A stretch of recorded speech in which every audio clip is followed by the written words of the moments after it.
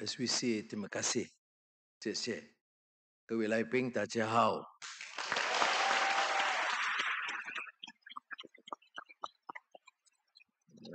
Secretary CPC Professor Yang Tianjin, Secretary's Vice Mayor, President of Tianjin University, the Chai Li Yuan, and we welcome you to come and visit Malaysia in October.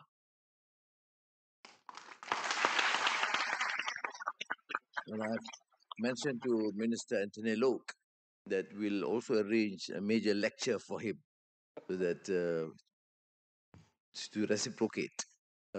He have burdened me with this lecture. We will burden him a lecture, important lecture in Malaysia. And distinguished faculty and students.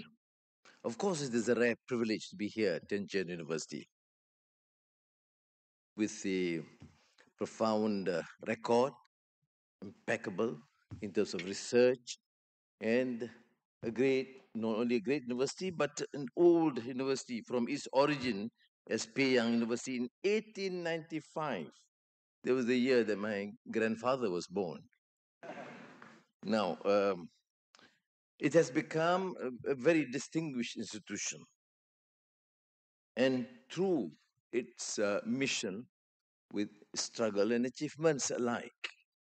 Now, the motto you uphold, seeking truth from facts, relevant 130 years ago and more relevant and imminent now.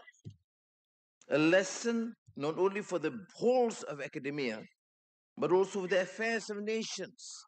How I wish political leaders in the world understand the need to seek truth from facts.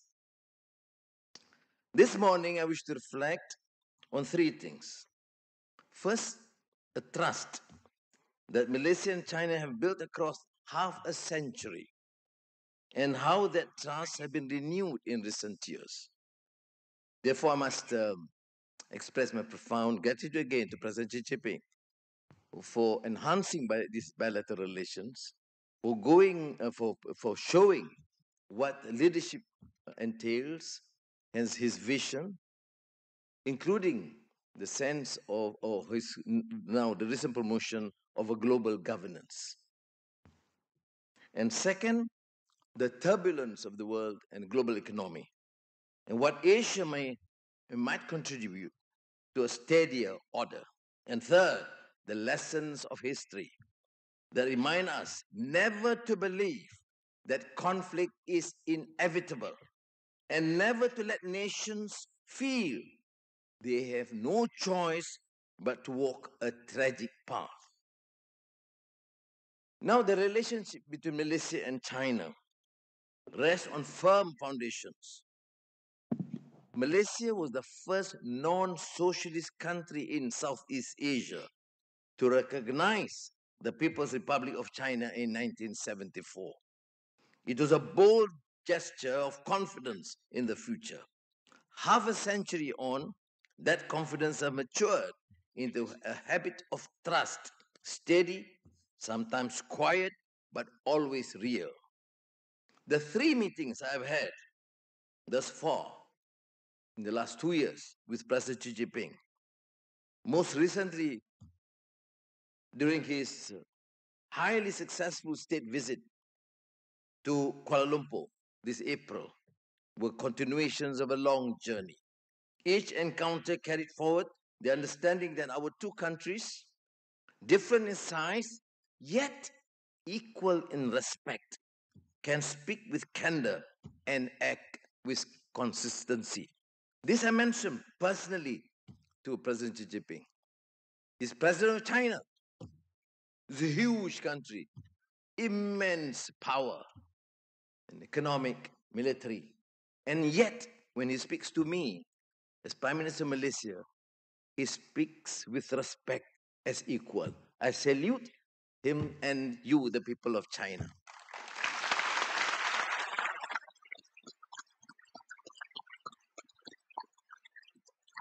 What gives this relationship its weight is the assurance that even in uncertain times, both countries keep faith with one another.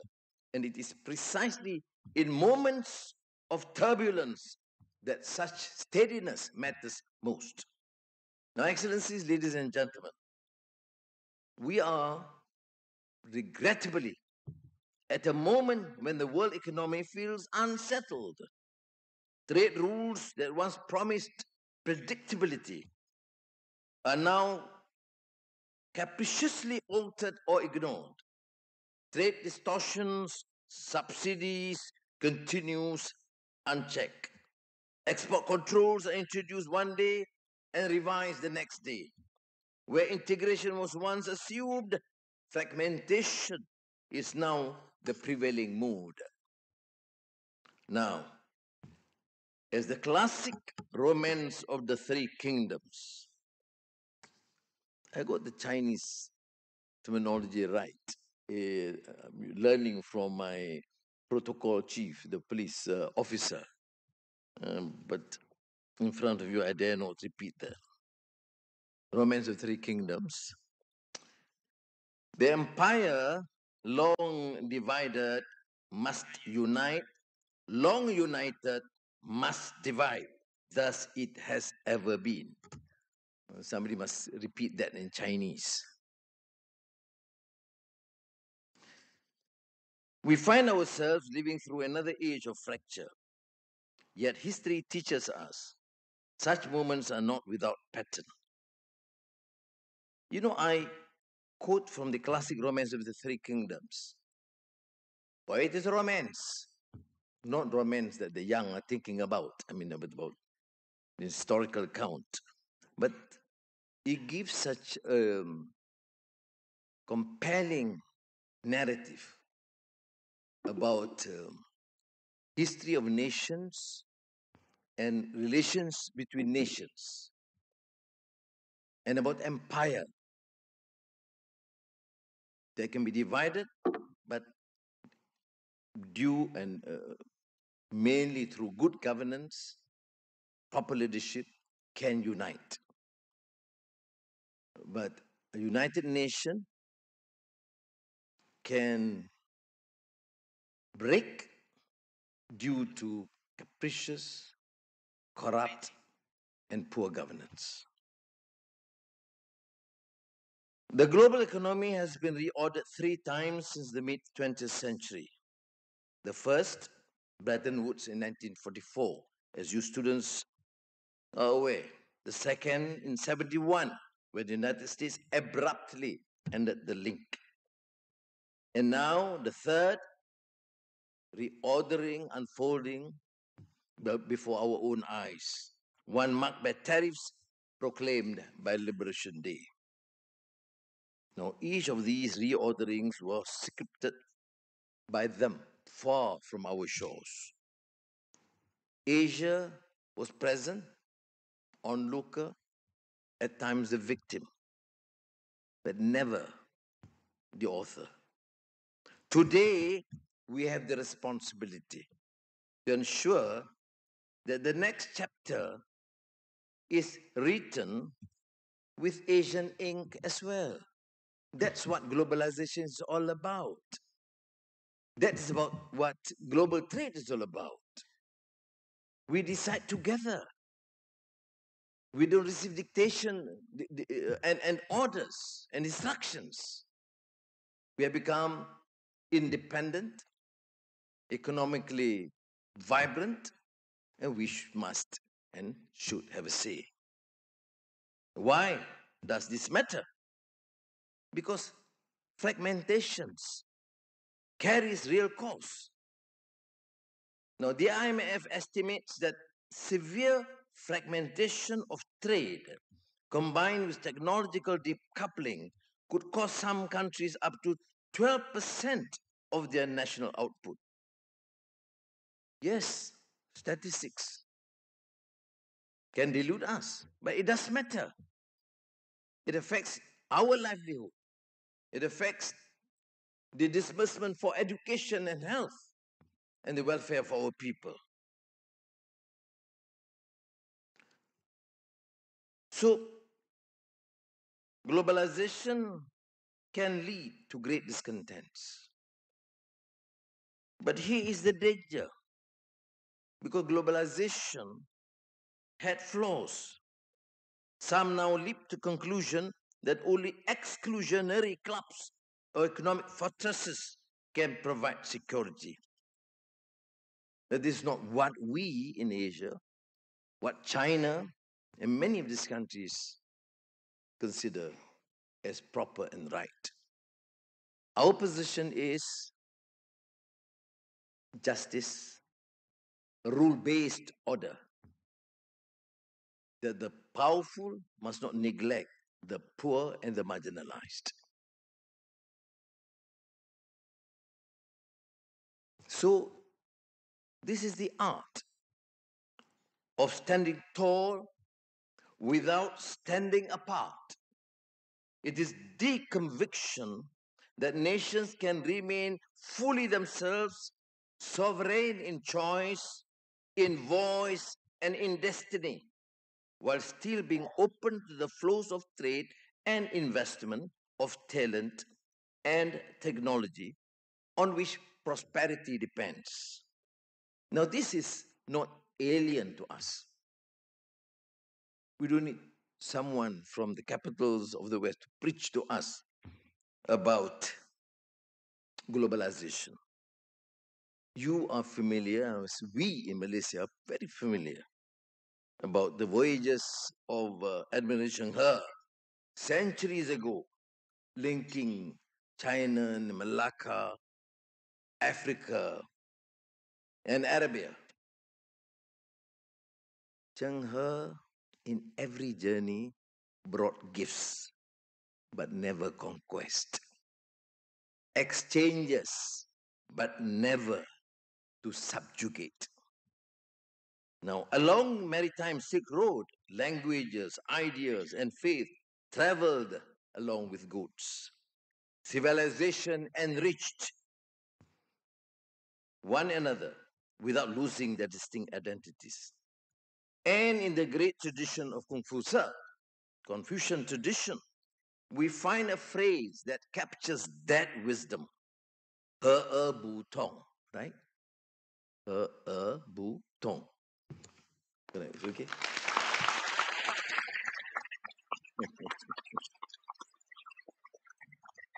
Harmony, amazing, very universal. Harmony without uniformity. We have excellent bilateral relations with China. Great harmony. But you're not a uniform system. You choose your order, your system. We choose ours. But it's harmony, trust, and collaboration. So sovereign independence or interdependence, in essence, harmony without uniformity, translated into the language of international relations. Now, this is also an intellectual lineage in political economy, what you call as complex interdependence. But we must go further to design interdependence that fortifies sovereignty rather than undermines it. It should not make nations fearful that their autonomy will be diluted. We should give them that confidence. By being connected, their resilience is multiplied.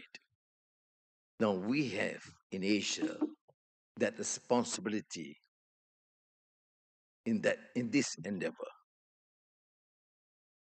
Because in the past, what is globalization and international trade is always designed, crafted, framed in transatlantic terms. But today, China and Asia is the engine of growth, global growth, home to the majority of the young, like you, and the center of most dynamic technologies, like here in Tianjin University. And China, this is just what people used to say, military power, economic power, by one additional component which is very relevant to our discourse with the President Xi Jinping. That is also a civilizational power that talks about enriching one another, that talk about alliance and collaboration between cultures and civilizations. We in Malaysia, relatively a much smaller country, but will make our own contribution. We'll have a say. And we know for a fact that here in China, our voice will be heard and will be respected.